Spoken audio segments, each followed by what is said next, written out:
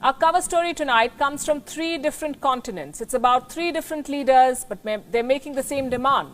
Make China pay. Hold it accountable for what the world is suffering. Ursula von der Leyen, Scott Morrison and Donald Trump. These are leaders of 3 powerful blocs in world politics. And they all seem to agree for once on one thing: an independent investigation into the origins of the coronavirus.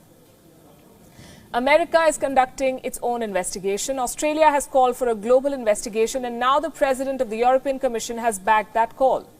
The European Commission is the executive arm of the European Union.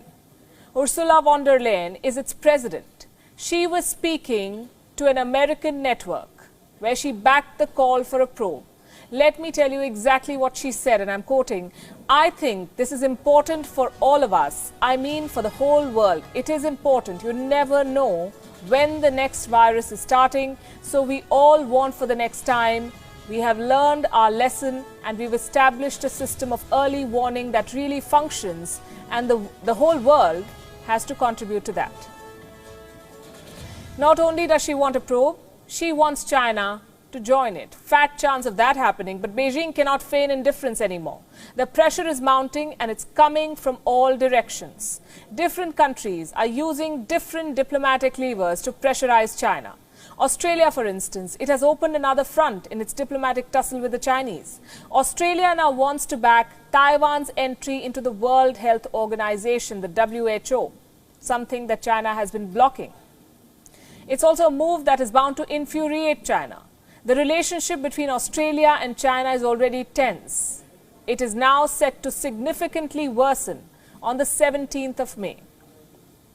Why the 17th of May? That's the day when the World Health Assembly will meet. This is the annual gathering of WHO member countries, World Health Assembly. Australia plans to use this occasion to raise a demand, a call for a global independent review into the coronavirus outbreak. Last month, Australian Prime Minister Scott Morrison announced his intentions. Today, he has repeated his promise.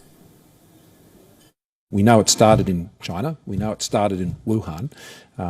The most likely scenario that has been canvassed relates to wildlife wet markets, but that's a matter that would have to be thoroughly assessed. This is one of the reasons why it is important that we just have an objective, independent assessment of how this originated and learn the lessons from how that occurred. It's, I think, an entirely sensible suggestion. It's one that has broad-based support. It's one that is being recommended by the European Union to the World Health Assembly. It's one that a recommendation will be supporting and speaking to, and we think that's really necessary. Despite the threats from China, Australia is not backing down. What about America?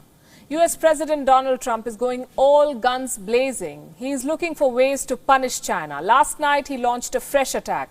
The US President said that the virus could have leaked from a lab in China. Donald Trump said he has seen the evidence. Unfortunately for him, US intelligence also released a report saying it wasn't made in a lab. They're not sure of it. So if the president has seen the evidence, he clearly hasn't shared it with his intelligence team.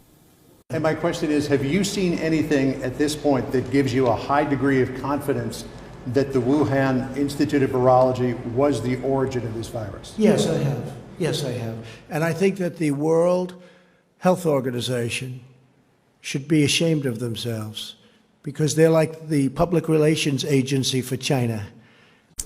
Sometimes I tend to agree with him. This is an explosive claim. The reporters present there asked counter questions of Trump. Questions like, is the president insinuating that China intentionally let the virus spread? Donald Trump did not deny it. Well, they could have done it, and I'm just saying, well, one of 2 things happened. They either didn't do it and, they couldn't do it from a competent standpoint, or they let it spread. Trump's pronouncements make for great headlines, but here is a word of caution. Take these claims with a lump of salt. The US intelligence community is yet to come up with their final report. Trump does not like to wait. He is going after China. The intel can follow. The president is also looking for ways to strip China of its sovereign immunity. That's according to the US press. Trump is said to have privately discussed this with his aides. Sovereign immunity means that a government cannot be sued without its consent. China enjoys it, and obviously China will not give its consent to be sued. Now, Donald Trump is looking for ways to limit China's rights. This would allow the US government or the victims of this outbreak to sue China for damages. We've already seen at least 3 lawsuits being filed in America. 2 are class action lawsuits. 1 lawsuit has been filed by the state of Missouri. Now, the question is this: can America do what Donald Trump wants? Can China be made to lose its sovereign immunity? Legal experts say this will be very difficult to do. The US government will have to push a legislation to change the legal status of China, something that would violate international law. But history tells us that American leaders have scant regard for international law or norms. For once, they may be using this brazenness for the right reasons. A Chinese national was captured on video insulting Kenyans, and the president is being deported. Liu Jiaqi was referred to Kenyans as, quote, poor black smelly monkeys, end of quote. Is being deported this evening. His flight is set to leave the Jomo Kenyatta International Airport at 10:45 p.m. The Ministry of Immigration says he was deported on racism grounds hours after his permit for selling motorcycles was cancelled. The Chinese embassy in Nairobi says that the remarks were personal and do not in any way represent the views of the vast majority of Chinese people. Really? Yeah, it's like you are punishing me. It is a clip that has gone viral on social media. Chinese national identified as Liu Jiaqi hurling insults at Kenyans. In the video captured by an employee at his motorcycle shop in Ruiru, he refers to Kenyans, including President Uhuru Kenyatta, as monkeys. This is all the Kenyans, like a monkey. Even Uhuru Kenyatta, all of them. It's like a monkey? Yeah, sure. The president of this country? Yeah, sure. Liu, who was nicknamed Judge by his employees, brags that there is nothing poor, black, smelly Kenyans can do to him if he fires the employee. Here. You don't care? I don't belong to here. I don't like here. Like a monkey people. I don't like talk with them. Smell is bad, and poor, and foolish, and black. Who like them? Why not the right people?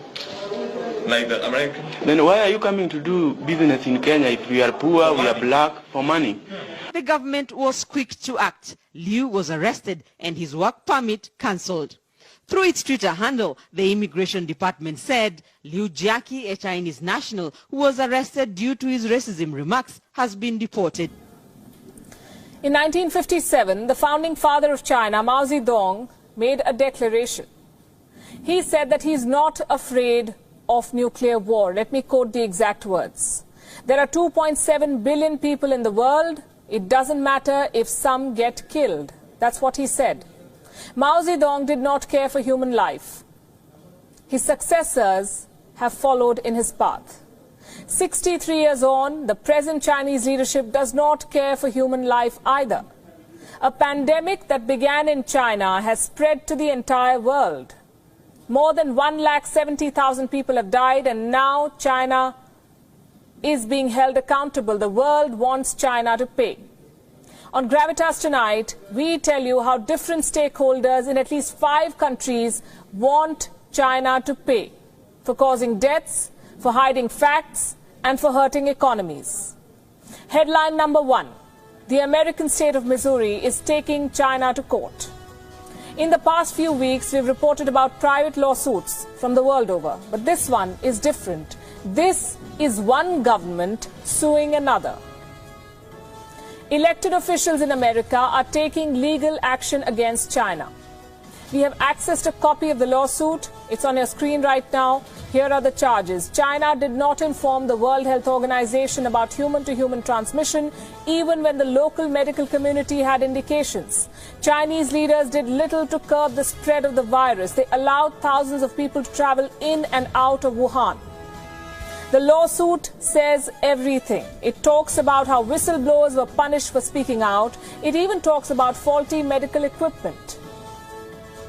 But is all of this just to embarrass China? Can a lawsuit like this achieve anything more? Can China be sued in America? Technically, no, because China enjoys sovereign immunity. But the lawmakers in Missouri are optimistic. China, meanwhile, was quick to dismiss the lawsuit. It says this case is absurd. It lacks factual or legal basis. This so-called lawsuit is an abuse of litigation which violates basic legal principles. According to the principle of sovereignty equality in international law, the sovereign actions taken by Chinese government at all levels for the epidemic prevention and control are not subject to the jurisdiction of the US courts. Such abuse of litigation is not conducive to the epidemic prevention and control at home in the United States and runs counter to international cooperation. What the United States should do is refute and reject such abuse of litigation.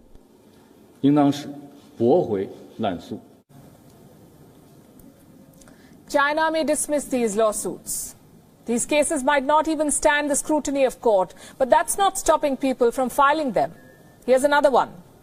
An Israeli NGO is planning a class action lawsuit. Shurat Hadin is a Tel Aviv-based civil rights organization. They usually focus on terror victims. This time they're focusing on a different kind of terror. They plan to sue China for compensation. When the outbreak began, China blocked the flow of information. Transparency could have saved lives. But China attempted a cover-up. And even today, it might be hiding what the world needs to know. Leaders are now demanding facts. What happened in December during the initial days of the outbreak? That's the question that Angela Merkel has asked. The German Chancellor wants a full disclosure from China. Listen to this. I think that the more transparently China makes clear the story of the emergence of this virus, the better it is for all of us to learn from it. But we have not had this specific discussion. The German Chancellor is not the only leader to question China. Australia's foreign minister wants a global investigation. Marie Spain wants an investigation into the origin of the virus. An investigation that is done independently and not by the World Health Organization, she says. The Australian minister says that the virus came from China and countries across the world must come together to launch a probe. I think the key to going forward in the context of these issues is transparency. Transparency from China, most certainly. Transparency from all of the key countries across the world who will be part of any review that takes place. We share some of the concerns that the United States have identified in relation to the World Health Organization. That is certainly correct.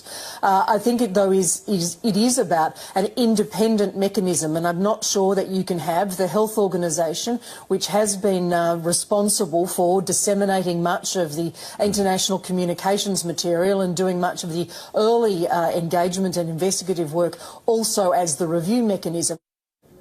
She couldn't have been clearer. The Australian Prime Minister has backed the Foreign Minister's call. More transparency. An international investigation depends on global consensus. That may not be easy to achieve. But pressure is mounting on various governments to push in this direction. The United Kingdom, for example, where citizens are now raising this demand. 8 out of 10 people in the UK want China to face a global inquiry. The Henry Jackson Society conducted a poll. They found more than 80% of Britons saying that they would back such an investigation. So 5 countries, the United States, Israel, Germany, Australia and the United Kingdom, people, governments, organizations, they're all raising the same demand. Make China pay.